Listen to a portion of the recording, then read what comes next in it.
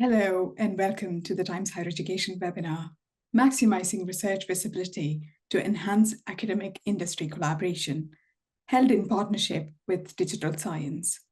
My name is Sridhu, and I'm the Deputy Editor for Branch Content at THE. In this webinar, our main focus will be how universities and industry can work together to drive innovation in research. As industry needs evolve, universities must ensure that resources across their research ecosystem, from faculty expertise to specialized equipment, are easily discoverable by the right partners.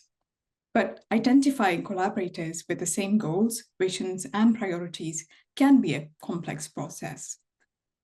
We have a great panel of experts joining us today to discuss how institutions can enhance the visibility and accessibility of their research assets to better position themselves as valuable partners in innovation. Before we get started, I would like to mention that this webinar is being recorded. We'll share an on-demand video and a summary article with all the participants after the webinar. We'll also be taking questions from the audience, so please use the Q&A function to post any questions you would like to ask the panel, and we'll get to as many as we can. Let's start with a quick introduction of the panel. So I would like to invite the panelists to introduce themselves. Christopher, could we start with you? Yeah, thank you for having me today. My name is Chris Rowe. I'm Executive Director for Industry Collaborations at Vanderbilt University in Nashville, Tennessee. I report to our VPR for research, and my primary role is to engage industry and our researchers in research projects. Thank you. And Derek? Good morning or good afternoon to everyone joining. I'm Derek Newton. I'm the Assistant Vice President at the University of Toronto. I work for the VP Research and Innovation here at the university. My portfolio contains three main items. One is industry academic research engagement. We're also the Innovation or the Tech Transfer Office of the university, and we have a number of support programs to help startups and innovators. Thank you, Derek. And Jeff? Yes, hello everyone. Jeff Agnoli. I'm currently at Ohio State University, which is in Columbus, Ohio. I lead the Ohio Innovation Exchange, which is a 10+ collaborative across the state of Ohio, multiple universities. So in many ways, I work across each institution, trying to support them in their efforts to commercialize technology, to promote startups, and of course, industry-sponsored research. Thanks again for the opportunity. Thank you. Kate, could I come to you next? Yes, hello everyone. I'm Kate Byrne. I'm the Senior Vice President of Product for Academic and Publishing at Digital Science, and I have the privilege of working with some of our amazing community and working with our product development team to design and develop a number of tools that help support facilitating collaboration between universities and industry. And I'm really pleased to join us today. Thank you. And finally, Mike. Yeah, thank you very much, Rithu, and thank you very much for the invitation, and good morning, good afternoon to everyone. I'm Mike Yoglu. I'm the Deputy Vice Chancellor for Planning, Research and Innovation at De Montfort University in Leicester in the UK. So I have responsibilities across research, doctoral students, a doctoral college, our innovation activity and enterprise activities, so startups and tech transfer and collaboration with companies across the board. I also wear a second hat of the President of the Chartered Institute of Building, which is a professional institute, 50,000 members across the world in construction management primarily. So I kind of cross between academia and industry. Thank you. Before we move on to the main discussion, I will now hand over to Kate for a brief presentation to set the stage for our discussion. Over to you, Kate. Thanks very much. So I will keep this very brief because I know we're all here for the panel and I'm excited for that too. But I just wanted to include a mention of this fantastic white paper that my colleague Nat Guest put together with some of the fantastic experts here on today's call as well. And it's all about the things that we're going to talk about today. So how you can catalyze collaboration and some of the tools that are available to support you with that. So I'd really encourage you, if you're enjoying the panel today and you want to learn more, to go along. There's a QR code you can use here to download this to read and learn more about it. It's really a fantastic piece of work that I enjoyed, and I feel like I learned a lot start reading. So I'd really encourage you to check it out. But without any further ado, I think we should move through to the panel because I've seen some of the questions and I think we're going to have a great discussion. Great, thank you, Kate. I want to start with the benefits of academic industry partnerships. I guess when we talk about bridging the gap between higher education and industry, there's often a question of how these two worlds can come together and work together effectively. So I want to start with the question, what would you say is the role of academic industry partnerships in pushing the boundaries of research? I can jump in on that one if you don't mind, Srika. Thanks again. So we view the industry partnerships as an absolutely essential component. Where the goal of research, right, is to generate new inventions, new technologies that benefit all humanities. And the goal there is to try to translate that technology into the marketplace for everyone's benefit. So many of our, not every faculty member wants to be engaged in industry-sponsored research, but those that do, it's a huge part of their portfolio and how they train their students and prepare them for academic positions or industry positions when they graduate. Thank you. Perhaps Chris or Derek, what are your perspectives on that? Yeah, sure. So yes, exactly what Jeff was saying. That's super important. I think also we're responding to demand from faculty as well for their research to have a greater visibility and impact on society. So it's really our responsibility as service providers to the university faculty to engage industry and bring them in and show them sort of what we do and things like that. Also in the U.S., there's a federal law on intellectual property for federally funded inventions, and so we're sort of required to try and commercialize the inventions that we have. So there's a little bit of a compliance issue there. But yeah, and then also for large funding opportunities, at least in the U.S. now, and in some other countries that we're a part of, that we're working with, industry is required to be partners with the universities on the grant proposals. So having those relationships is extremely important. I can add to that. So I agree with everything, but one other lens I might add to the importance of industry engagement with research is how it really enriches and augments the research impact at the institution. It provides a way for our researchers to get access to tools, to data, materials that we otherwise wouldn't have. Often it really enriches the types of research projects our students can access. It ensures that they're employment ready at the end of their project. And then for those of us who are in tech transfer and look to protect new ideas and see them move into the market, it's so valuable to have a built-in receptor who is already at the table, who perhaps has manufacturing or prototyping capacity. They may already have channels into global markets to help move that idea into practice immediately. So from all of those aspects, it's in one way, another way in which our researchers can really expand their research program and its impact. Thank you. Further to that point about the benefits of partnerships in facilitating tech transfer and innovation, I also want to touch on some key strategies institutions can use for establishing and nurturing industry partnerships. I'm keen to know from our panelists, what strategies have you adopted at your institutions? And what are some of the challenges that universities face in identifying the right partners with similar goals and priorities? Sure, I jump in and just offer a view there, I guess. What I would say is that it's very difficult, I think, to have one model of engagement when you talk into industry. I think many companies come from a different perspective, they're a different maturity level, they have different aspirations. So I'm not sure you will always get a full alignment in terms of the aspiration, but I think you need to be prepared to engage with them in a way that is a bit more flexible.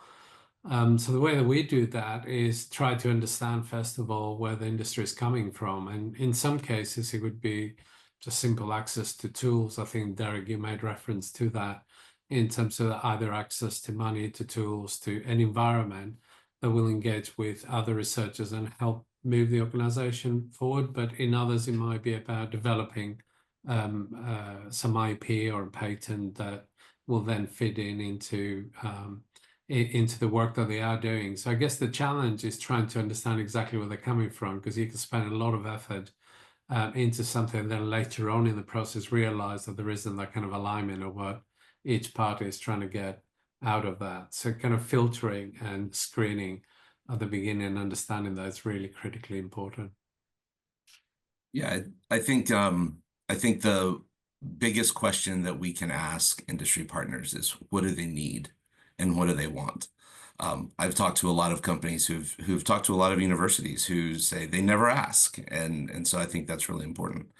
We're also really complex as institutions. We're old and run by, a variety of different constituents. And so I think being able to simplify and that approach and shorten the distance between industry and the researchers themselves by being a matchmaker. I know there's a lot of concepts. I think Derek has a really interesting take on a single front door. We have a couple of front doors. And so I think exactly like Mike said, we have to do it sort of our own way that fits our organizations, but try and make that an easy path. I always like to say that the companies that reach out to us, their number one request is access to our students, which is our top product, right? Our universities are graduating incredibly exceptional, gifted and talented young people. And so whether it's starting at the career planning stage and placement to moving into industry-sponsored research, or just a simple consultation, sometimes they just need information they don't have the expertise in-house, and they just need to talk to someone who can kind of guide their decision-making and strategy.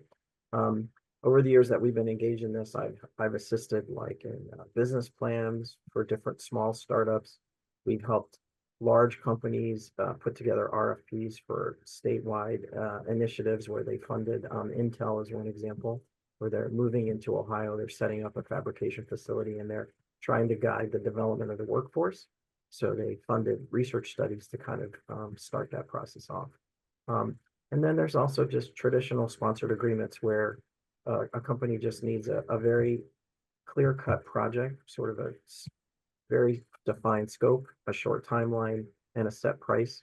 And so we have templates and tools that can facilitate that contracting process. So a company can know upfront what our indirect cost rates are, or how we do work, or the legal requirements that are related. Yeah, so excellent comments from everybody.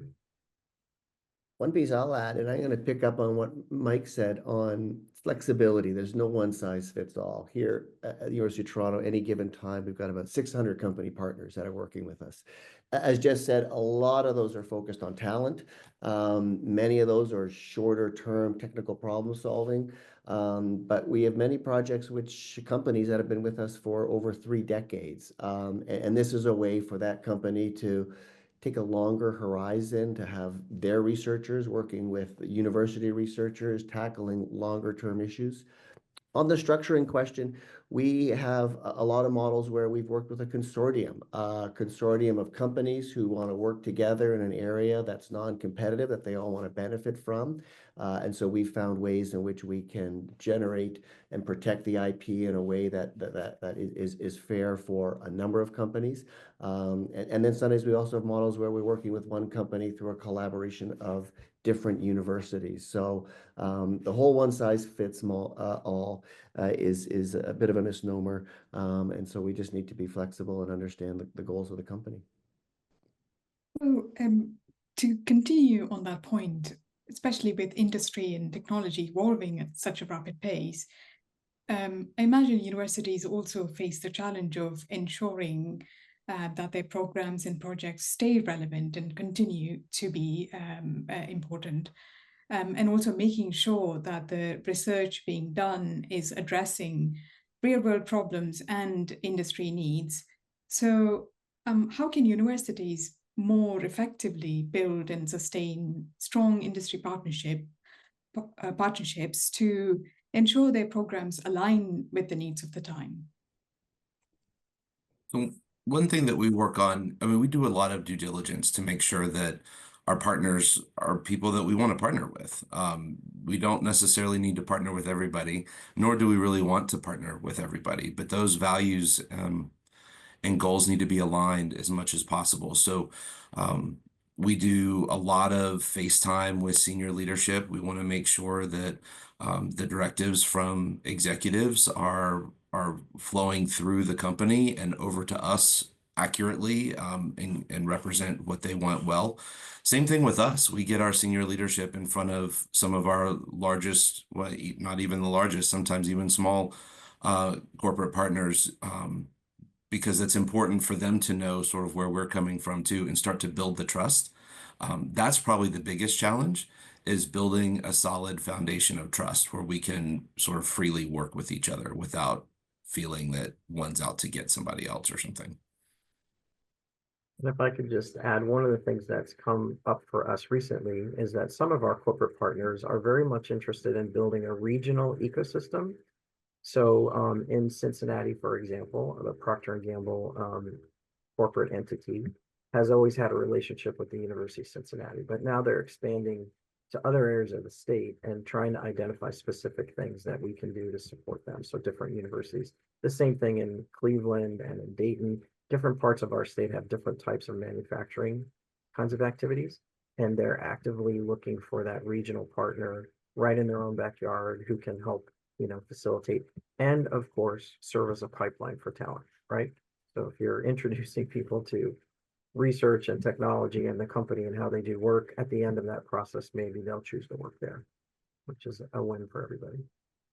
Yeah, if I can add to that, excuse me, I think there are two types of skills, I guess, companies normally ask for and need. One is around increasing capacity. So it would be about looking at what they have and want to have more of that. And I think academic programs are very important for that in terms of providing a skilled workforce. And a collaboration with companies very important in terms of understanding and engaging at a program level, just to ensure that there is a pipeline of skilled people that come out at the other end. And the other, of course, is about the capability development, which will be about the next 5 to 10 years. So how do you enhance that capability of an organization to be relevant and have currency later on? So there are different types of engagements, but what we try to do here is to partner with companies that might be able to contribute at both ends. So one is about informing curriculum, and the other would be about partnering on research and innovation projects. You mentioned I'll add a different tidbit to this. I think one of the things we all need to do is continue to shine a light on successful partnerships and great storytelling. The number of times we have a partner come to the institution, and part of the conversation is helping them imagine what they can and how they can partner with the institution, whether it be talent, IP generation. And so I think telling those stories are wonderful for encouraging faculty members at your institution to think about these types of partnerships, and helping other companies who haven't yet engaged with the university hear and understand some of the positive impacts. So I think some storytelling around the successful partnerships and the impacts, I think, is something that's critical to growing the nature and the number of partnerships we all have. I think we mentioned talent development and talent pipeline a few times, which brings us to the question of how crucial is resource sharing and collaboration among different stakeholders in achieving that and creating a talent pipeline that benefits students, universities, and industry. Perhaps could you share some examples of how your institution builds and leverages industry partnerships to promote talent development and tech transfer? At Vanderbilt, we have a pretty integrated approach. I mean, yes, companies are fighting for talent. There's definitely a fierce competition out there for the very limited talent that I think all of us are producing based on what the needs are. But the new tech, the intellectual property is also extremely important to them. The more we can marry those together, So introduce the company and their representatives to the graduate students. Make sure that they know that these graduate students and postdocs and senior scientists are working on these projects, and have them in the room during those product delivery meetings or research update meetings. That starts that relationship building pretty quickly, and I think eases the path to the company. That's primarily for graduate students, a little different for undergraduates, um, but you know, it's reproducible there on certain level too. Really great. I was going to add just a couple of examples. So I mentioned Intel as one large company that is establishing a fabrication facility in Ohio. When we did a webinar showcasing some of the work that our universities were doing to build education in that space, in other words, microelectronics skills and things, one of our professors from Case Western Reserve, which is a highly selective institution in Cleveland, said for 20 years I've been teaching this content and I've never been able to place a student in Ohio. They've always had to go elsewhere to get a job. So for the first time in my career, I can actually give a student that choice. And so that's a huge motivation, and also something for faculty to think about. On the other side, completely different area, we have a digital animation and academic digital, I can't remember the whole acronym, but anyway, digital animation and training. Would you think of things like Pixar and DreamWorks and Disney and those kinds of companies? And there aren't studios necessarily in the state of Ohio. So students are graduating with those skills. In some cases, they're incredibly talented. There isn't a program that is that similar. But we have pushed to look for a studio to kind of choose to come to Ohio and set up shop. And there have been some successes along the way, but it's just a great example of academic programs can drive students towards companies that are already here or companies that we want to recruit to the area. So that's where the partnerships with economic developers are absolutely essential. To sort of tie back to Derek's point earlier around storytelling, you've all made a really great, clear point about the value of that talent to companies. But actually, I think there's a really important virtuous cycle that this can create, because of course, employability is more vital than ever to students. So actually for students and the most talented students choosing where to go, actually finding an organization that has those strong ties that give them that best pathway into employability is a really big deal when they're choosing where they want to go and to invest their time and effort. I mean, it's an interesting comment, if I can add to that, especially in the UK. I think there's a lot of talk around devolution and of giving a bit more autonomy in regions to develop capability, develop skills, and devolve some of the budget. So that kind of engagement with regional companies and regional networks and organizations that relate to opportunity creation, to attraction of investment into the region is a critical part, I think, for universities to engage in. And certainly we try and do our part to that, because that's how you develop the ecosystem. I think, Jeff, you used that word before. You develop the ecosystem where you tie in opportunity with the need of a company and then the provision from a university. I guess the question is also is the desire of individual students and PhD students and others and where they want to work, and trying to match their aspirations also to that. And in some cases, it would be that they want to work in the sector that's not in the region. In others, it would be that they just want to work globally. So matching that is also quite important. Yeah, I'll add to Kate's comment on the virtuous cycle. You know, what we've seen here, similar to Jeff's point, a lot of companies have been locating in the area of AI research centers to Toronto. In part, that's in large part due to the proximity to the University of Toronto, partnering with the University of Toronto. That really helps students who want to go into this field choose, say, the University of Toronto, and then there's many employment options here for them. But to Kate's point, there's another virtuous cycle here, which is when it comes to tech transfer, intellectual property creation, starting companies. This is something that all universities tend to be engaged in and want to do more of. Often it's the graduate students who are the leading force behind that.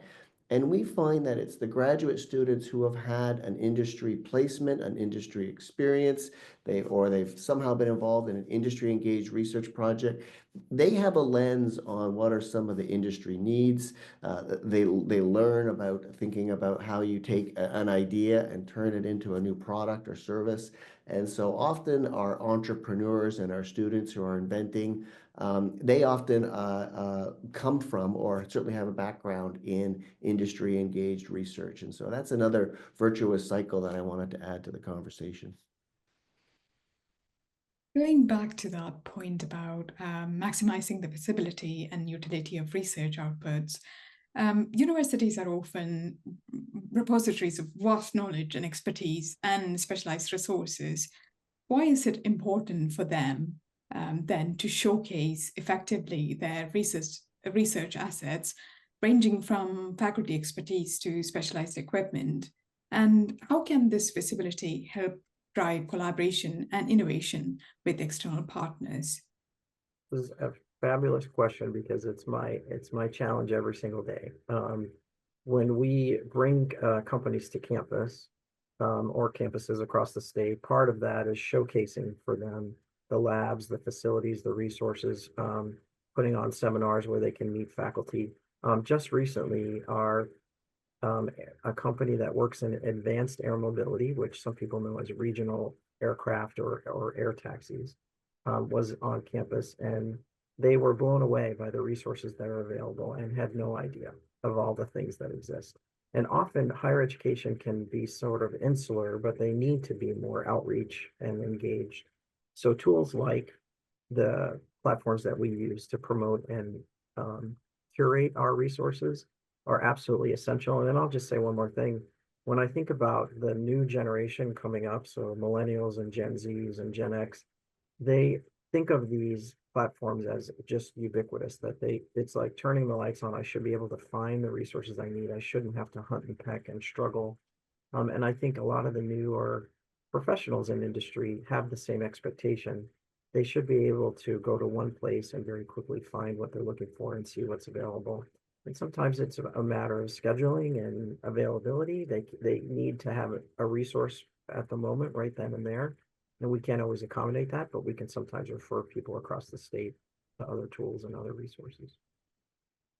Yeah, I completely agree. The need to help companies navigate universities. Universities are large, complex, often very decentralized, multiple campuses. So two things we've done here at the University of Toronto is we've created a so-called Blue Door. This is a website that companies can go to, and within 1 or 2 clicks, they can submit their question, what they're looking for. And then behind that Blue Door is a team of folks across research, across divisions, across advancement, who will take that, triage it, and will very seamlessly work with that company to give them a curated experience through the university, navigate them through so they don't have to, as Jeff has said, hunt and peck for what they want. And often they get bounced around a little bit.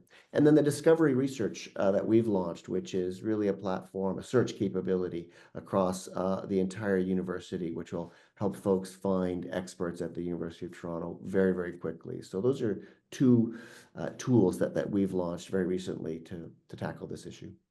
The other avenue is not just helping industry navigate universities, it's helping universities navigate themselves.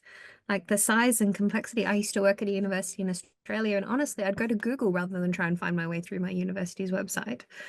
And so it's just impossible for the fantastic teams of specialists that exist at universities to help with these industry partnerships to know the amazing breadth and depth of research that's out there.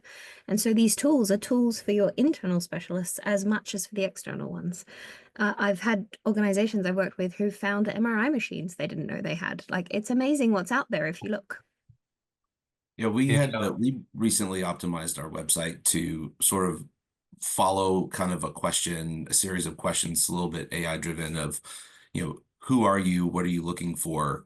And then it curates a response based on, are you a graduate student, undergraduate student, an industry person, an economic development official, and it tries to get you to the right offices and the right contacts with a human as fast as possible. And that is a challenge. That took us, better part of a year to put together. There's another dimension to this, which is the kind of non-tech. So that's the individual academic and that they're engaging with industry themselves. And what you normally find is there's a huge amount of good work happening. Most of it is not visible very often, but then you have individuals that have this desire to engage, and actually they have the skills and the understanding and the knowledge, and they know how to do it. So it's not unusual, at least in my experience in higher education, where individuals are the ones that make the difference a lot of the time. Because I think finding the skill is one thing, actually engaging meaningfully on a project is quite a different proposition. So, and I think there was one question in the Q&A box about how do you get academics to engage more into the innovation space, so the kind of TRL 4 to 7. How do you get them to engage? And what we've done here at De Montfort is we have different pathways to promotions and different ways of valuing contributions to university, and we've seen a bit of an uptake on the numbers of people that might engage on the innovation side. So still more to do, but that's one of the ways as well that we're addressing. I think it would be good to get the panel's perspectives on that point about culture, and how can universities create a culture of collaboration and innovation to incentivize the members of the academic community to engage in industry partnerships and commercialization activities. What are your thoughts on that? Now, let me jump in and just say that area has been changing a lot over time. I would say in the last, I can't really date it, but let's say in the last 5 to 10 years, universities were not in a position to take ownership in a startup company, for example. Those laws have changed in Ohio and probably across the nation, that universities can now have an ownership in a company, which means they want to see obviously wanted to see the company succeed, but now there's a financial incentive to see that happen. But it also means that faculty member doesn't walk out the door and choose to work with their startup company. They have the option of staying and being an academic, which is what we want. We want them to stay and continue to generate new and interesting ideas. Of course, it's their choice. I'm not trying to suggest anything like that. But there's real value and depth in coming up with different models, different approaches that work for different scenarios, so that faculty can have a partial ownership in a company, that they can take a leave of absence if the company gets acquired and help get it off the ground, and then come back to being in an academic position. They're just all different approaches, and I don't know that we were always that flexible about it, but we are now.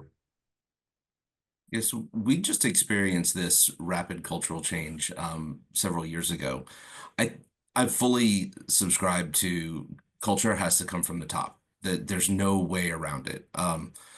We are, it's got to be the president, the chancellor, whoever says this is the way it's going to be. And if you don't want to participate, then, that's fine, but this is what we're going to be doing.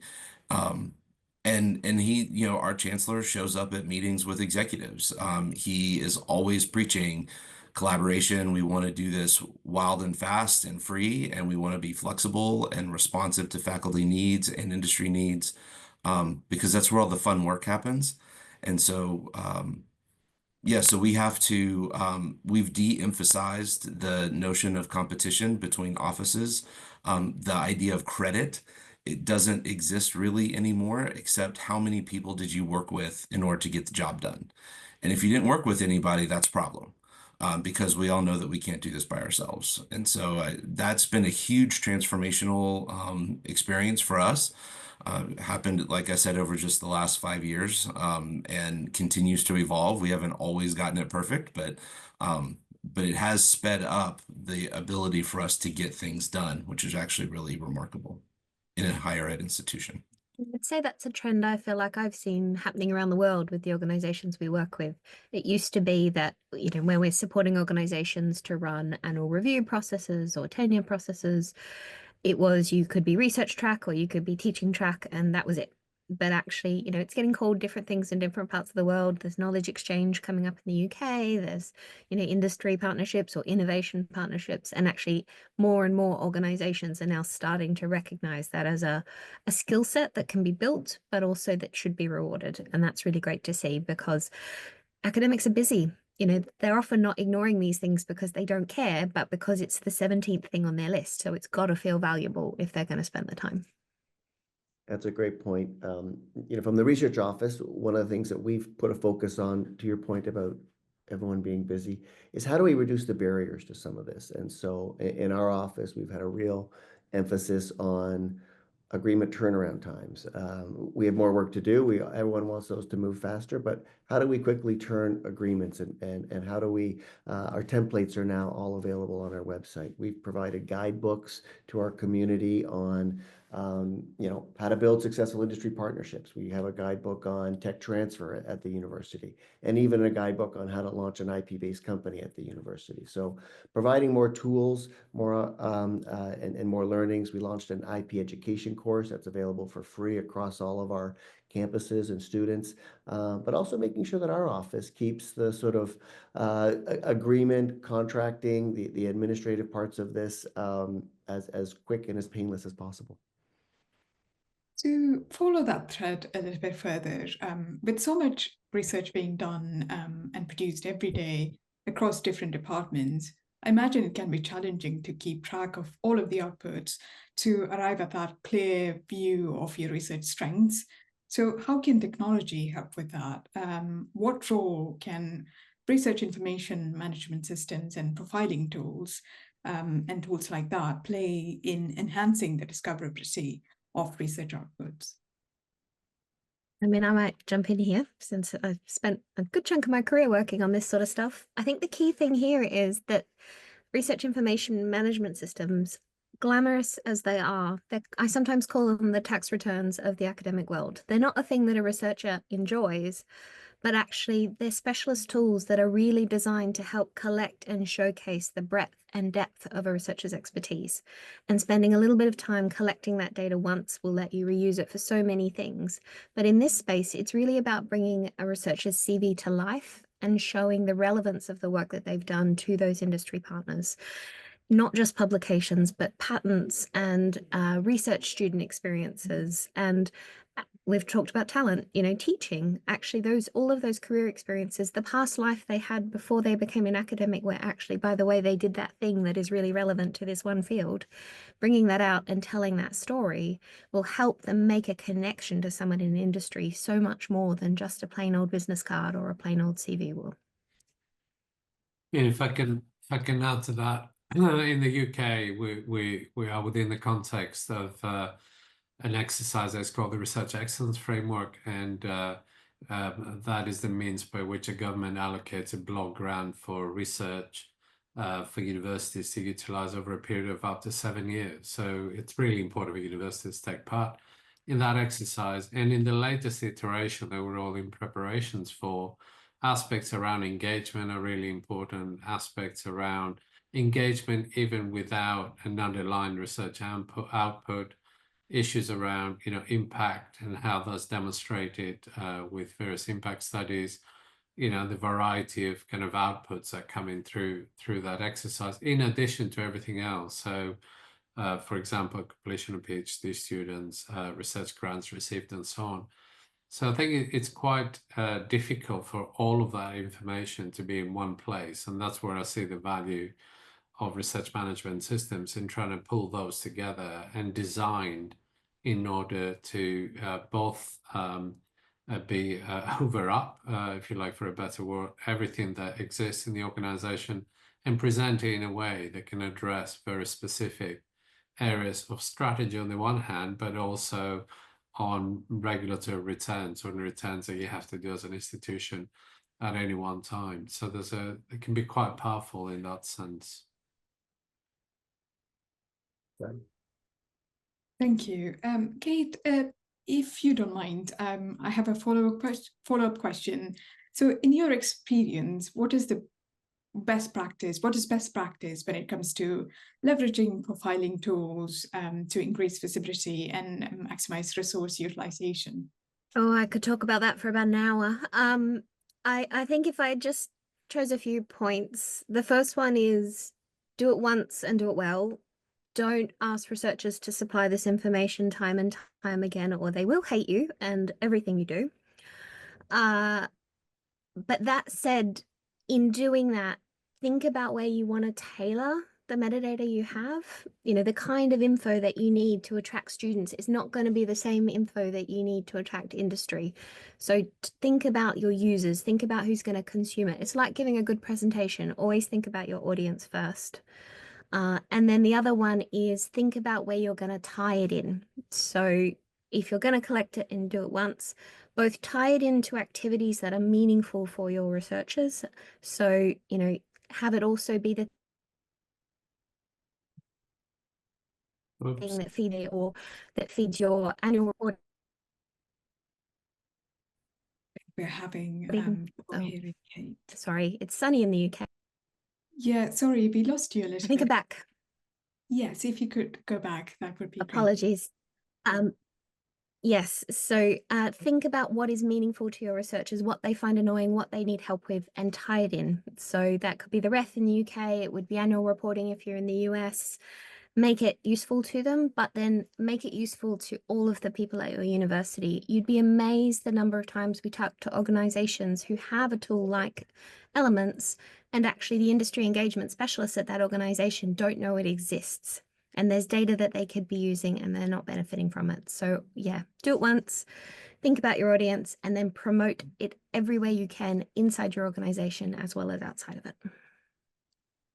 Thank you. I'm also curious, just looking at the long-term strategy side of things, how can institutions use such tools to perhaps identify their research strengths and gaps to guide future collaborations and research priorities? Any thoughts on that? Yeah, so let me just throw in. So one of the things we've done with our instance of Elements and Discovery through Symplectic is we've added industry application areas as an optional filter. So faculty can indicate that their research has application to a particular industry sector. So how do we do that? We work with our state's economic development initiative and identified, I think it's about 17 different areas where the state of Ohio is promoting manufacturing, healthcare, technology, advanced air mobility is another one, gene therapy, and so on. And we invite our faculty to tag their profile, or we use some automated tools to tag profiles so that when a company is looking for expertise in that space, they can quickly identify it. The other caveat, and it's kind of links back to one of the earlier questions, is when you're looking at the full catalog that the state of Ohio provides, you're really lifting up all of our institutions at any one time. So while it's great to promote a single institution, it's even more powerful to show the plethora, the depth and breadth of resources that are available across the state. Again, regional economic development is a perfect example of that, but also just companies that have no idea that these tools or resources exist. You know, they've heard of things, but they've never seen it, and it's just very, very powerful. We're almost at the end of our discussion, but before we move on to the Q&A, I want to talk about evaluating the success and effectiveness of partnerships, which is also crucial in making sure that research can have the maximum impact and the right kind of benefit. So what metrics can institutions use to evaluate the success of academic industry collaborations in research? And I can see that it is also one of the questions that the audience the participants have posted. So, yeah, so I'll start with just a few, and I know our colleagues on the panel have a bunch to share, but we used obviously dozens and dozens of metrics, but we try to focus in on a few. So things like number of inventions disclosures, numbers of lab visits by our tech transfer personnel, so actually meeting with faculty and seeing what they're working on in the lab. We took, of course, dollar amount of industry sponsored research, dollar amount of large strategic industry partnerships. We generally have a goal of 2 or 3 large, significant, strategic, multi-million-dollar deals that we try to track each year. And it's something that's reported to our board of trustees. But I'll stop there so other folks can share things. Yeah, we also look at number of new interactions with companies. So who new are we bringing into our ecosystem, into our community? What's the status of ongoing relationships? Number of MOUs, NDAs, and master agreements that we sign. And then the types of coalitions that we build for large funding opportunities. And obviously whether we won those or not. We track all of those. Some of the things that we also take a look at is here in Canada, there's a number of programs either at the provincial or federal level that are in place to help augment and encourage industry academic partnerships. So we track our success rate in those types of programs, the number of applications, number of researchers. And then we have another program that's very focused on talent. So we're always tracking the number of students who have had an industry engaged experience. So pretty much across the board, there's lots of metrics and then, but to the broader point, you know, I think that becomes powerful in how a public institution articulates the impact that we have in our local community, and in the economy as well, and how we're engaging with groups outside of the institution. So I think that those metrics become important for us in terms of what are we doing well and where do we need to put some effort, but also in our institutional storytelling. Mike, if we could come to you next, is that similar to the experiences you've had from the context of the UK? It is, yeah. I don't really have a lot to add to what's already been mentioned by colleagues on the call. I guess for us, it's a little bit more structured around the return that we have, or what we call the knowledge exchange framework, and it's very structured around provision of CPD, for example, contract research, IP commercialization, engagement, and various other aspects. So is that kind of return, which for UK institutions determines again a block grant, so that we receive on a yearly basis, a higher education innovation fund, which then that primes a lot of our activity with industry. But I think the metrics are very similar to what colleagues have mentioned already. The other thing that we've started looking at, and we actually have a new dashboard for dimensions that we're beta testing at the moment that honestly I can't stop playing with. I keep doing it at times where I should be doing other things. But it's allowing us to explore the kind of comparison of citations and collaborations and co-owned patents, and actually compare that across organizations. So you get a sense of the relative corporate proximity of particular organizations and then in particular topics as well.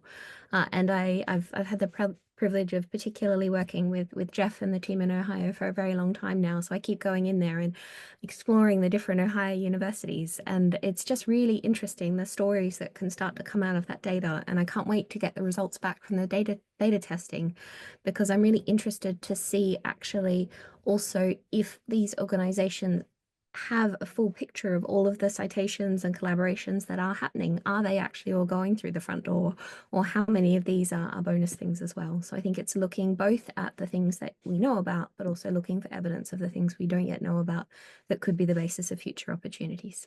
Really exciting. Yeah. I have one final question before we take questions from the audience. What strategies can universities adopt to ensure that industry partnerships are sustainable and mutually beneficial over the long term? I guess, what would be your advice for universities trying to strengthen their industry partnerships? Yeah, so let me say one of the things I think is absolutely transformative is when the industry partner dedicates personnel to the effort. So, for example, our Honda partnership is more than 20 years.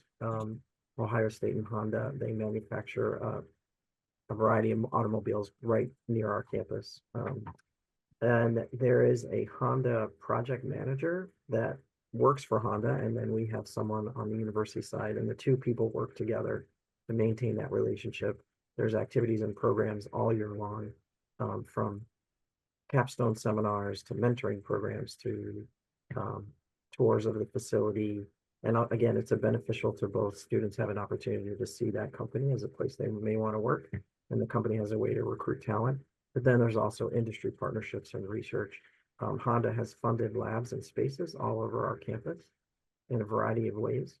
And that's, again, because of strategic alignment on where Honda's going and how Ohio State wants to help support that. You know, we have similar experience in that in some of those events that we have, you know, periodically throughout the year, we bring the CEOs and the presidents and our chancellor together. And so it's a very visible, clear commitment that we have to a specific industry partner that the senior leadership is bought into it and supports it.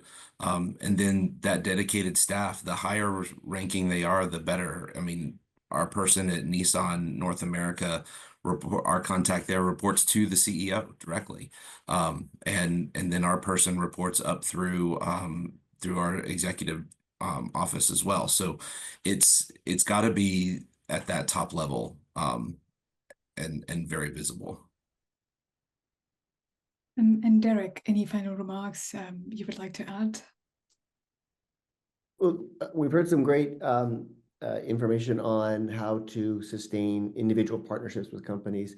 Maybe at an institution-wide level, diversification is something we've spent a lot of time thinking about. How do we increase the number of partners? How do we increase the different types of areas in which researchers at the institution are engaging with industry or other types of partners? So trying to really expand the type of engagement, the nature engagements across the academy is something that we put an emphasis on.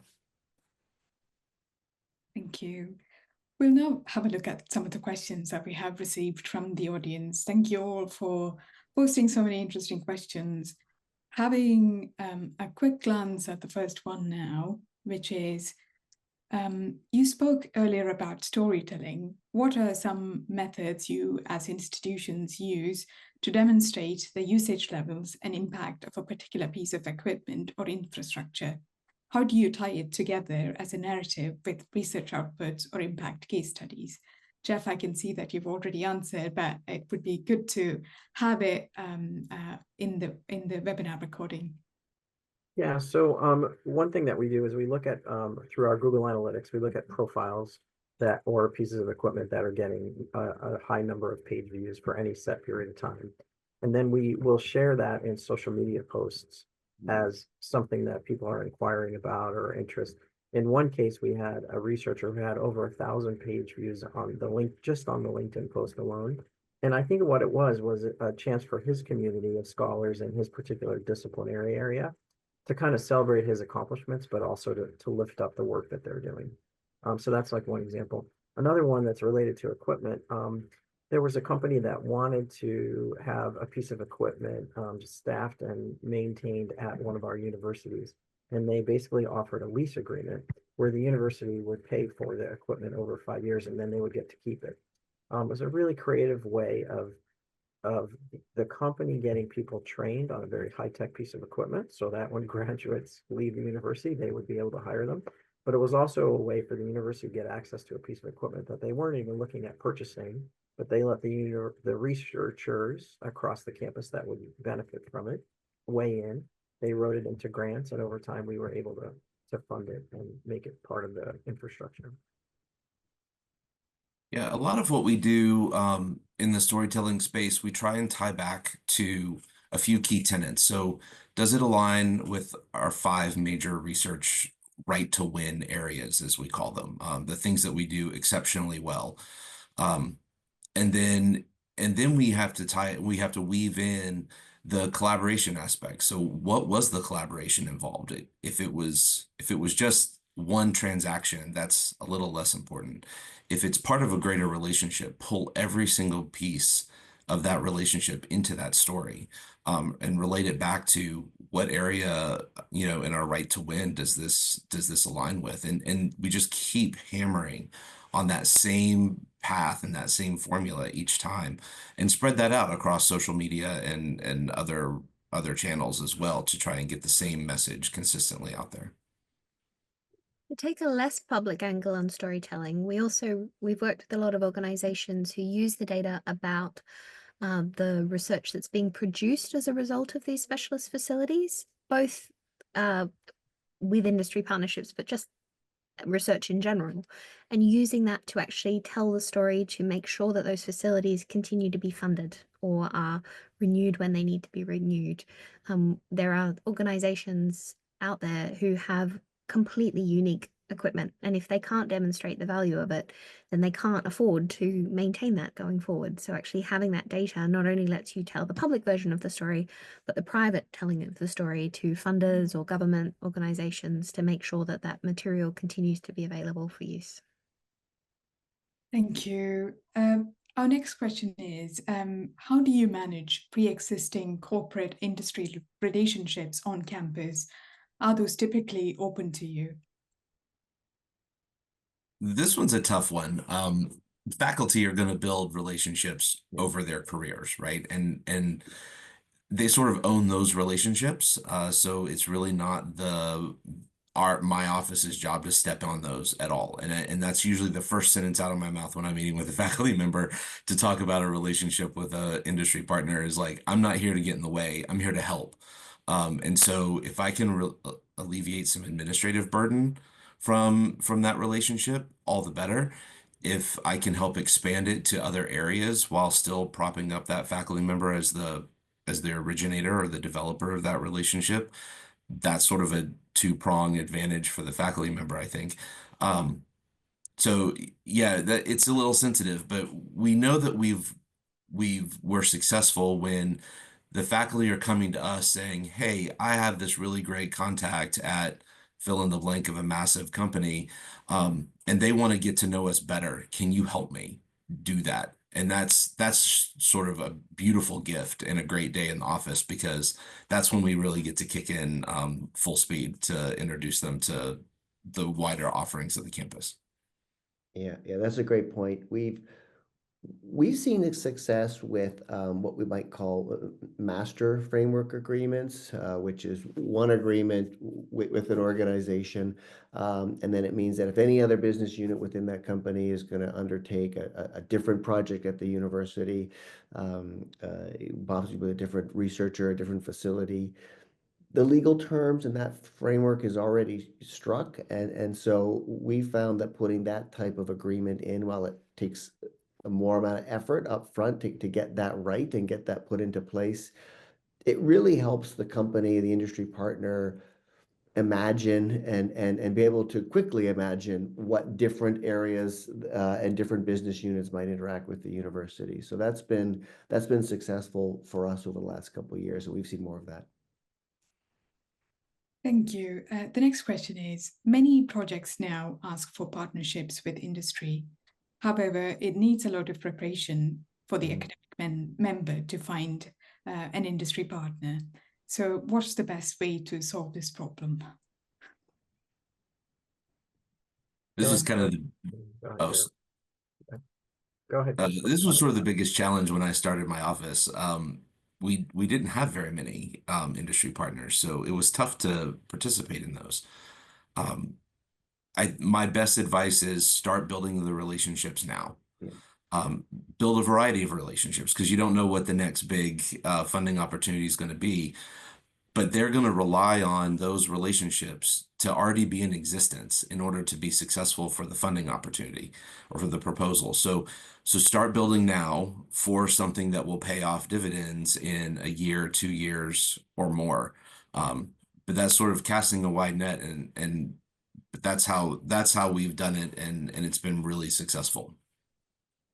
But it's really important, I think, following from Chris, I think it's this kind of culture where people will engage because sometimes the right thing to do and without immediate dividends, but they do come over time. And I think the challenge is that's not a separate part to what you do on a day-to-day basis, but it's something that you do as part of what you do normally every day, and a lot of those will take time. And I guess for me, the main issue is how do you move from a kind of transactional relationship to something that's a bit more meaningful. So going back to Jeff's point about partnerships and allocating people and doing that, it's really important. And if I can just add one more point, is around, if you like, a risk mitigation as well for universities, because, we're so reliant on individuals, and many times it is about individuals. So on the one hand, and I'll say that, being quite frank, you're not only managing the relationship with industry, you're managing the relationship with colleagues internally, and just making sure that there is that kind of alignment with the partners, but also the alignment with what the institution needs and requires. And I think to just go one step earlier in that, if you really don't know where to start with the data. Look at who is citing your work or your patents Look at who is citing the work and patterns of colleagues working in related areas. That will give you a sense of the kinds of organizations who are already doing this so that you can figure out which doors you might want to knock on. Excellent. I was just going to add too, many of our departments and colleges have industry advisory boards. I don't think we've touched on that today, but those can be an incredibly powerful way because it's very much at the local level. It's inviting alumni or industry reps to come in and see and meet with faculty and students and ask them for input on curriculum, on research projects, on capstone seminars, mentoring. I actually facilitated a team development for one of our departments, and it really transformed the kind of relationship they had from more of like visits to the department to actually a strategic partnership. And we're great with departmental industry advisory boards because at some point in the future they might turn into something where they need help from the center of the university. But yeah. Thank you. We have a lot more questions, but I'm afraid we've run out of time. So thank you so much for answering all of my questions and the questions from the participants, and for making this wonderful and insightful conversation. Thank you also to the participants for joining us today and contributing to the discussion. We'll share the on-demand video of this recording and a post-human summary article with you in the coming days. Thank you once again, and goodbye.